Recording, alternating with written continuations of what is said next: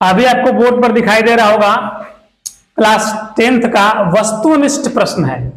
Chapter 1 का वास्तविक संख्या इसका नाम है। प्रश्न नंबर 11 से लेकर के 15 तक हम अभी हल करेंगे। थोड़ा इस पर ध्यान दीजिए।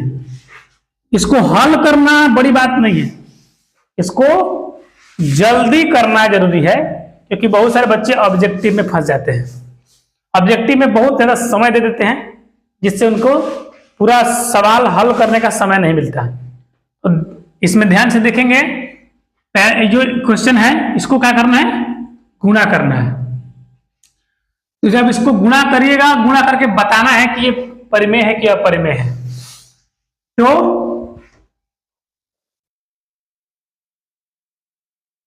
पहली बात कि इसको गुणा करिएगा तो 10 का हो जाएगा 2 गुने 5 और 15 को कर दीजिए 3 गुना 5। तो 2 5 से एक 5 तो निकल जाएगा, लेकिन रूट में बचेगा 3 दूनी 6। जब ये रूट में बचा है और रूट हट नहीं रहा है, अब 6 का वर्गमूल तो निकलेगा नहीं, तो सीधी सी बात है ये कौन सी संख्या है, ये अपरिमेय संख्या। तो इसका गुणनफल हो जाएगा अपरिमेय संख्या। इनको देखिए 156 को इस रूप में लिखा हुआ है। इस रूप में लिखने का मतलब क्या है, ये अभाज्य गुणनखंड के रूप में लिखा है कि नहीं। तो आप 156 का अभाज्य गुणनखंड कर दीजिए।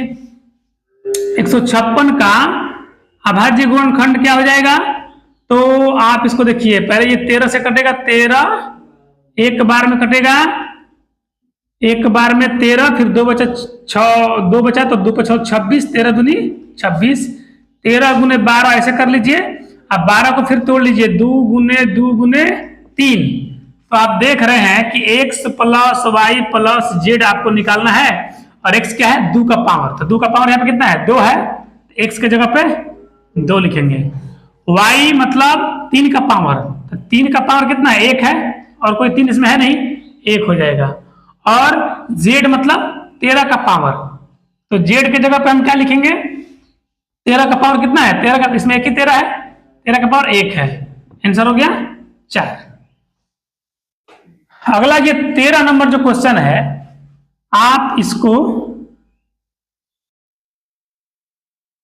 13 नंबर क्वेश्चन का हल करना है। देखिए क्या होगा, तो रेकरिंग है, 3 का 3 लिख दीजिए, क्योंकि दशमलव के बाद एक ही अंक है जो कि रेकरिंग में है, एक ही अंक पर रेकरिंग है, तो उसके बटा में 9 हो जाता है।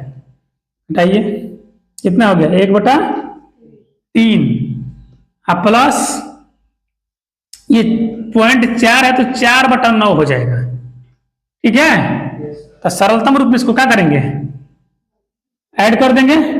9 लघुत्तम होगा 3 से, 3 बार में 3, 9 से एक बार में तो 4, 7/9 इसका हो गया। सरलतम रूप है, अब कटेगा नहीं, ये दोनों सरलतम रूप है। इसका आंसर हो गया 7/9। 14 नंबर क्वेश्चन जरा ध्यान से आप देखिए, बोर्ड पे देखने में क्वेश्चन बड़ा भयंकर है।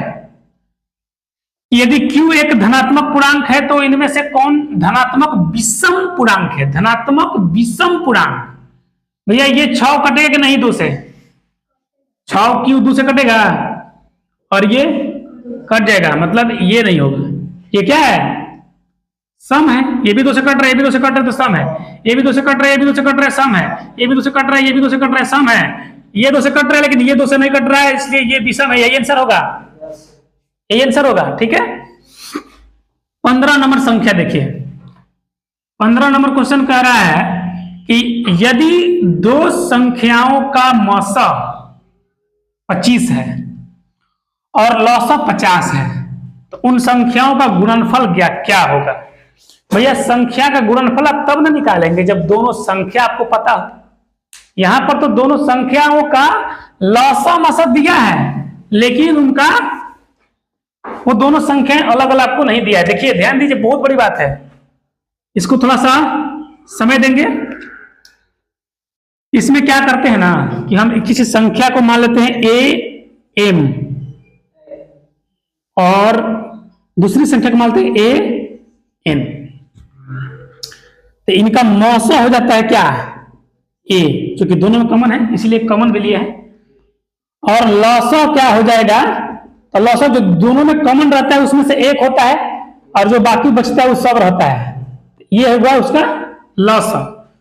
यानी कि ए बराबर हो गया आपका कितना 25 और ए एम एन बराबर, यानी कि लॉसा बराबर कितना 50, एम एन बराबर क्या होगा 50, बाटा में ए आएगा ना, ए की जगह पता लिखेंगे 25, 25 दूनी 50, एम एन कितना हो गया 2, एम एन हो गया 2।